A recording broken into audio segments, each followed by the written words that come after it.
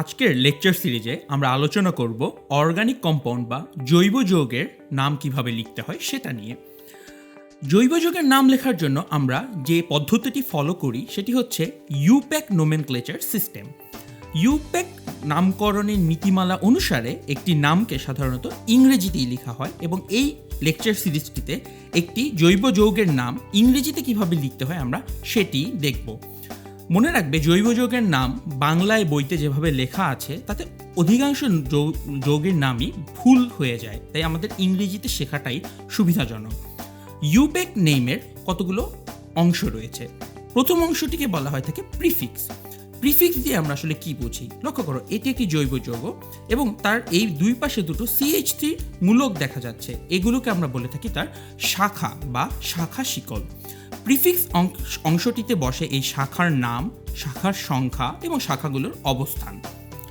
তার দ্বিতীয় পোর্শনটিকে আমরা বলে থাকি ওয়ার্ড রুট। ওয়ার্ড রুট কি নির্দেশ করে আসো সেটি দেখে নিই। লক্ষ্য করো, এখানে লাল অংশটি যৌগের, এটি হচ্ছে তার প্রধান কার্বন শিকল, অর্থাৎ এটি হচ্ছে তার দীর্ঘতম কার্বনের চেইন। এই চেইনটিতে কতটি কার্বন আছে তার নাম্বারটুকু আসবে ওয়ার্ড রুটে, অর্থাৎ ওয়ার্ড রুট নির্দেশ করে প্রধান শিকলের কার্বন সংখ্যা। এবং 3 নম্বর অংশটি খুবই গুরুত্বপূর্ণ, যেটি হচ্ছে সাফিক্স। লক্ষ্য করো, এই যৌগটিতে যে কালো কালো দুটো মূলক দেখা যাচ্ছে OH, এটি হচ্ছে তার ফাংশনাল গ্রুপ বা কার্যকরী মূলক। সাফিক্স অংশে বসে কার্যকরী মূলকের নাম, অবস্থান ও সংখ্যা। এবার আসো আমরা একটা উদাহরণ দিয়ে বুঝি। আমাদের এখানে যে যৌগটি লেখা আছে, লক্ষ্য করো তার প্রধান শিকলটিতে 6টি কার্বন আছে। তার 3 নম্বর এবং 5 নম্বর কার্বনে দুটো মিথাইল মূলক বা CH3 আছে এবং 2 আর 4 নম্বর কার্বনে দুটি হাইড্রোক্সিল কার্যকরী মূলক যুক্ত আছে। লক্ষ্য করো, প্রথমে প্রিফিক্স অংশে তার শাখার নামগুলো বসাতে হবে, অর্থাৎ এই নীল অংশগুলোর নাম লিখতে হবে। লক্ষ্য করো, নামটা কি হবে? নামটা হবে 3,5 ডাইমিথাইল। কেন?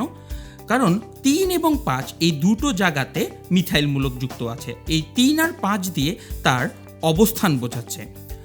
দ্বিতীয় অংশটি হচ্ছে ডাই। ডাই দিয়ে বোঝানো হচ্ছে মিথাইল রয়েছে 2টি, অর্থাৎ এই ডাই অথবা ট্রাই এই জাতীয় সংখ্যা দিয়ে বোঝানো হবে শাখার সংখ্যা কতটি। এবং 3 নম্বর অংশটি হচ্ছে তার মিথাইল, অর্থাৎ শাখার নাম। অর্থাৎ প্রিফিক্স অংশে তাহলে শাখার অবস্থান, শাখার সংখ্যা এবং শাখার নাম, এই 3টি জিনিস পরপর লিখতে হয়। দ্বিতীয় অংশটি হচ্ছে ওয়ার্ড রুট। ওয়ার্ড রুট দিয়ে বোঝানো হবে তার প্রধান শিকলে কয়টি কার্বন রয়েছে। হেক্সেন, গ্রিক ভাষা অনুসারে হেক্সেন মানে হচ্ছে যেখানে 6টি কার্বন রয়েছে, অর্থাৎ এই প্রধান শিকলে 6টি কার্বন আছে, তা বোঝা যাবে হেক্সেন নামটি থেকে। 3 নম্বর অংশটি হচ্ছে তার সাফিক্স, যেখানে কার্যকরী মূলকের নাম, অবস্থান ও সংখ্যা দেখানো হবে। অ্যালকোহল কার্যকরী মূলকটি হচ্ছে OH এবং তার নাম লেখা হয় OL বা অল হিসাবে। লক্ষ্য করো, 2 এবং 4 নম্বর কার্বনে থাকা আমরা এখানে লিখি তার নাম 2,4 এবং তারপরে লেখা হয়েছে ডাইঅল। ডাই দিয়ে বোঝানো হচ্ছে এখানে 2টি হাইড্রোক্সিল আছে, আর অল দিয়ে বোঝানো হচ্ছে এটি একটি হাইড্রোক্সিল গ্রুপ। সো এই অংশটুকু তার শাখা বোঝাচ্ছে, এই অংশটুকু তার প্রধান কার্বন শিকলের কার্বনের নাম্বার বোঝাচ্ছে এবং এই অংশটুকু অর্থাৎ সাফিক্স অংশটুকু শুধুমাত্র কার্যকরী মূলক নিয়ে আলোচনা করছে।